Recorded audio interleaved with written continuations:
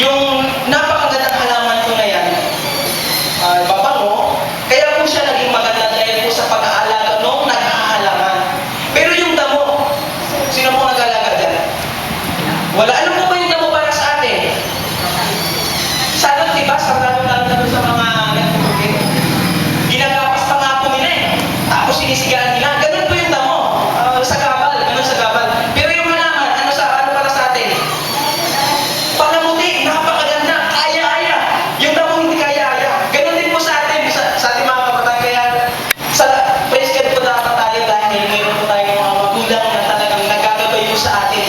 O anak, huwag mong gagawin ito ha dahil sabi ng Panginoon, bawal to.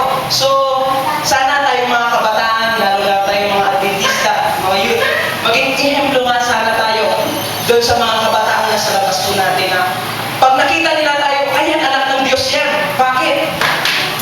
Bakit? Dahil nakikita nila sa atin yung karakter bigat. So, kaya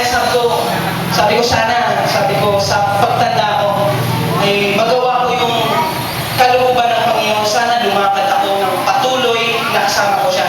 Kaya sana tayo